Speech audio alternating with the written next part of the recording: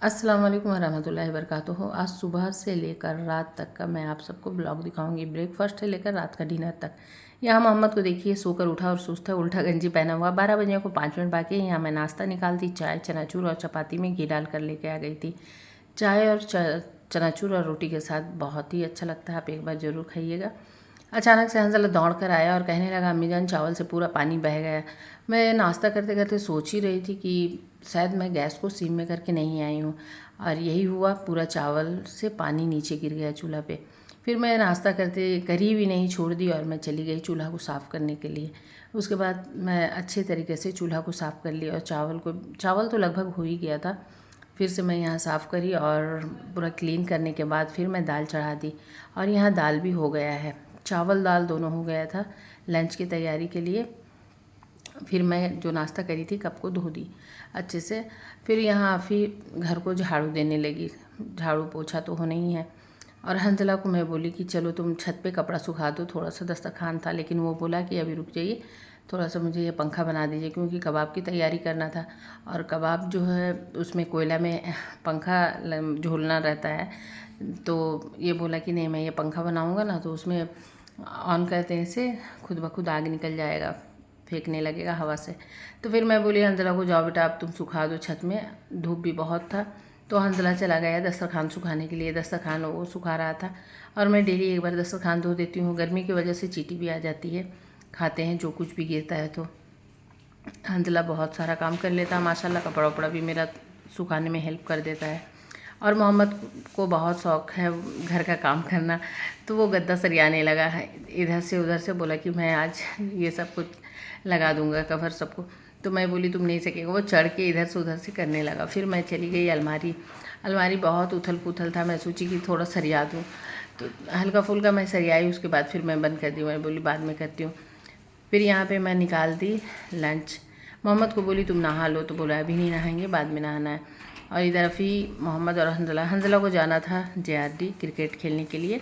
उसके auto uncle आ जाते हैं 3 बजे। तो मैं बोली कि तुम जल्दी जल्दी खा लो, अंकल आ जाएंगे। और फिर हम लोग सब बैठ के यहाँ पे खाने लगे। मोहम्मद को चाहिए रोटी, लेकिन मैं उसको चावल निकाल के दी कि चावल थोड़ा सा तुम खा लो। वो चावल बिल्कुल ही नहीं खाता है, थोड़ा शरारती है बच्चा, छोटा है माशाल्लाह, बोलता बहुत है। उसको चाहिए रोटी। उसको आप तीनों टाइम चपाती दे दो, वो शौक से खा लेगा, बट चावल नहीं खाता है। 1-2 मुँह लिया और छोड़ दिया। फिर हंजला को मैं नीचे चली गई छोड़ने के लिए, उसके अंकल आने में लेट हो रहा था। तो फिर अंकल उसके आ गए। मैं ऑटो वाले को बोली भैया आप बहुत लेट करते। तो उसका ऑटो वाले लोग का तो 3-4 बात रहते ही है बहाना बनाने का। मोहम्मद बोला मैं क्या करूँगा यहाँ अकेले, अन्ना भाई भी चले गए हैं खेलने के लिए। तो वो साइकिल छत पे चलाया और आ गया नहाने के लिए। फिर मैं रात का तैयारी करने लगी, दही बड़ा बनाई, और फिर बिरयानी भी बनाना था।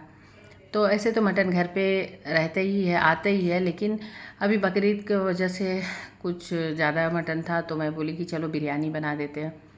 उसके बाद हंजला तो आ गया था खेल कर। फिर हमको बोला कि अम्मी जान मैं आपके साथ हेल्प कर दूँ, पापड़ तल दूँ। मैं बोली ठीक है तल दो। तो जितना पापड़ था वो तल कर निकाला। उसके अब्बू जान भी आ गए काम से। फिर मैं बोली कि आप बिरयानी मिक्स कर दीजिए। उसके अब्बू जान बिरयानी मिक्स करते हैं। मैं जब भी बनाती हूँ मैं मिक्स नहीं करती हूँ, मुझे ऐसा लगता है कि चावल टूट ना जाए, इसलिए उसके अब्बू जान से मैं बिरयानी मिक्स करवाती हूँ। इधर रायता भी मैं बनाकर तैयार कर ली, और अफ़ी और हंजला को बोली जाओ तुम लोग खाना लगा दो। अफ़ी को पहले बोली तुम दस्तरखान लगाओ, हंजला खाना लेकर आ रहा है। तो अब हंजला खाना पहुंचाने चला गया, और अफ़ी फिर बाकी जो बचा था रायता पापड़ ये सब ले जाकर पहुंचा दी, और दस्तरखान में दोनों भाई बहन रख दिए।